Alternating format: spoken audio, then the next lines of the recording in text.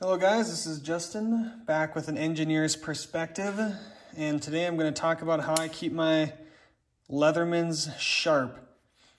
So, I am 100% a knife snob, and I like very high-end knives with high-end steels. So for example, this is a Spyderco in Maximate at roughly 68, 69 HRC. So if that means anything to you, that is insane. And it has 10% tungsten in here, I think 6% vanadium, 2% carbon, all kinds of stuff. So I like high-end steels. However, on Leathermans, I actually prefer their 420 HC blade. And that's because it allows me to do things with it that I wouldn't everything else. So when I carry a Leatherman, this is a blade that I'm personally willing to, cut against rocks or hit against or scrape against plastic, dig in, cut up against a piece of steel, cut open a bag of sand, whatever. If somebody says, hey, can I borrow your knife? I whip this out and I say, sure. Don't even have to ask what for, because if they break it in half, Leatherman's warranty will cover it.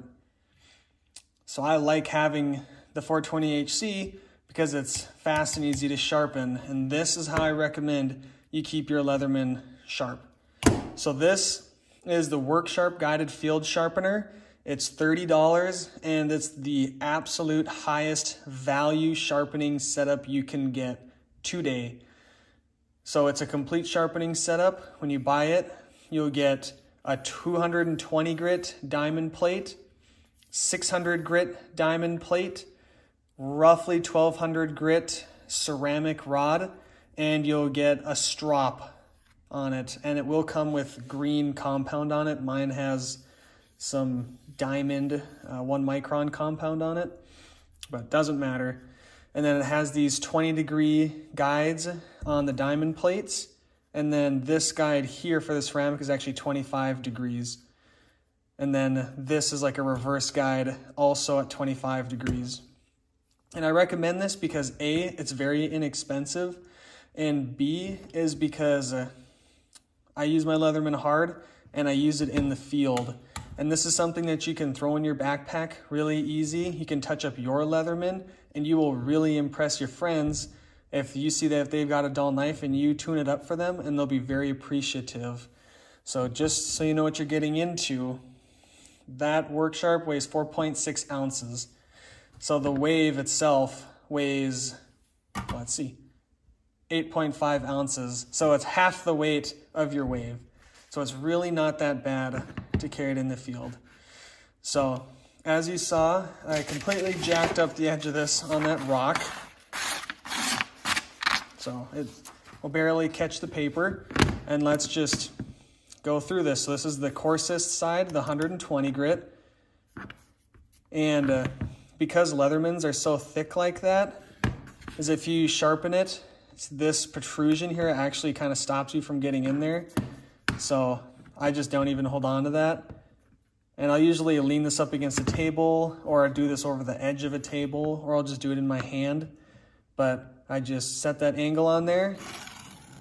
And then we'll do 1, 2, 3, 4, 5, 6, 7, 8. I really jacked it up, so I'm doing a lot. Now I'm feeling for a burr, which is just a lip of metal that flips over to the other side. So that was 8, 9, 10, 11, 12. And if I'm sharpening like my kitchen knives, I don't count the strokes, but when I'm doing this, I do, just so I keep it even on each side. 13, 14, 15, 16, 17, 18, 19, 20.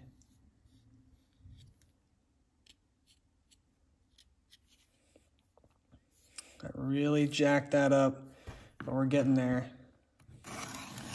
21, 22, 23, 24, 25, 26, 27, 28, 29, 30.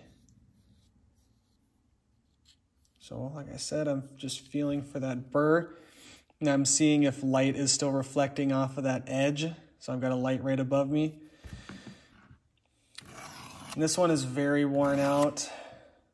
So I've had it for many years. So it's way more aggressive when you buy a brand new one of these guys. I think it's 35, 36, 37, 38, 39, 40. All right, got that pretty well formed. I'll do the other side. 1, 2, 3,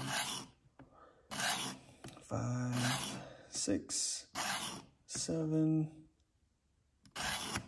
8, 9, 10. And with just whatever you do, just do it consistently. It doesn't really matter how you pull this stroke. Just hit the whole edge and just do it the same every time. I think that's about 20.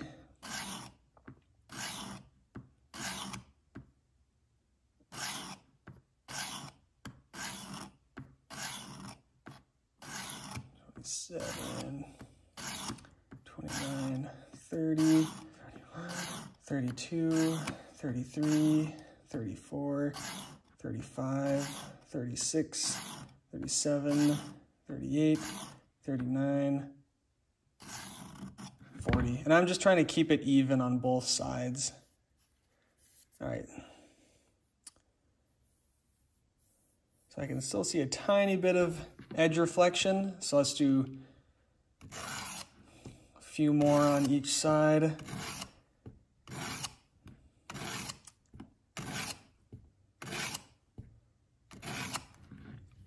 Probably roughly 10.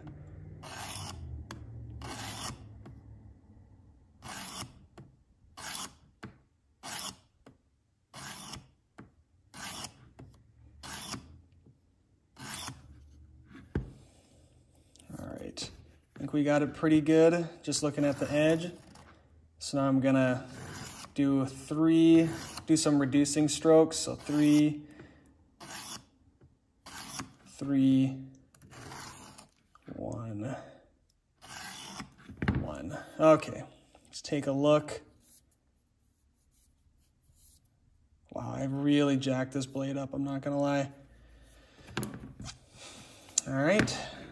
And now we're on to the fine diamond, the 600 grit. So I'll do 1, 2, 3, 4, 5. 1, 2, 3, 4, 5. And this is just arbitrary. I recommend roughly a total of 10 strokes per side, but it doesn't really matter. So I did 5, then 3, then 1, then 1. And that comes out to 10 per side. So let's just see if we've gotten paper cutting edge back. It's still a little rough. So we can really raggedly cut paper. So I'm just gonna do a few more on here because that was pretty ragged. Whatever. 1, 2.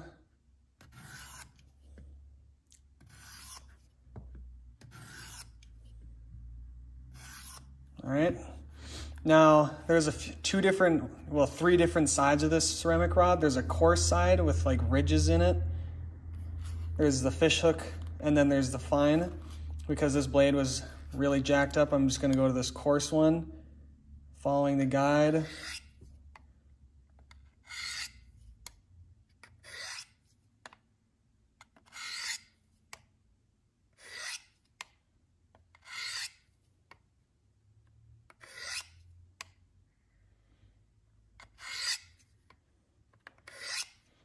And on this side, see how I can't get it quite to the heel of the blade, so I just kind of use the guide and then move it up to the heel. So make sure that I'm hitting the whole thing. I wasn't really paying attention to how many strokes, but 5 to 10 per side here.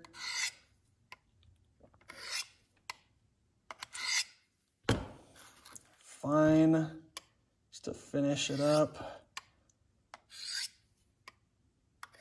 If this gets all black and just doesn't really seem to work anymore, you can take an eraser in a pinch and clean it up. Or if you're at home, you can just take some Barkeeper's Friend and just scrub it with that, and it'll clean that stuff right off. If you don't want to get this whole tool wet, you can just knock that pin out with like a nail or a punch.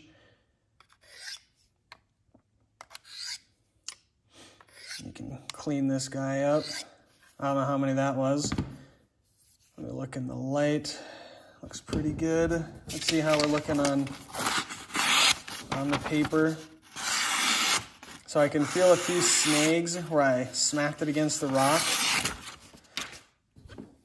So there's actual like big chunks in the blade.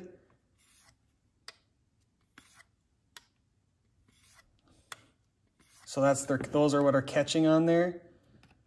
So you can line it up like this and then pull that way, but I just kind of get an idea and just go like this. And if you go cut into the leather, if you're too low, it'll just slide, but if you're high, then it'll actually cut into it so you know you're hitting it. Once again, 10 or so per side.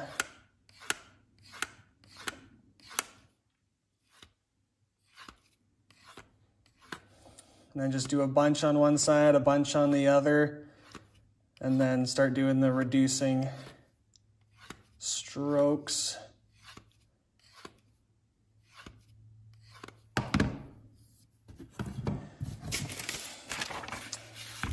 Just rip that off. Oh, jeez. Those divots are pretty serious that I put into it. But you can see it's easily cutting paper. See how it feels on my fingers. Feels pretty good. Let's see if it shaves hair. So absolutely hair shaving sharp. Don't know if you saw that or not. There you go. There's the hair on the blade. So it's getting snagged up on the paper because there's big chunks taken out. So if you do that to your Leatherman, why? But so those will be taken out in subsequent sharpenings. It's not worth me sitting and taking them out, especially for me. I don't care if my Leatherman's got some of those nicks in there. So over time that'll correct itself. But that's how I keep my Leathermans sharp. I can bring it into the field. It's quick. Normally I don't have quite that bad of damage on them. But yeah, quick, easy, effective, light, inexpensive. So that's what I do. Thank you for watching. Have a good one. Bye.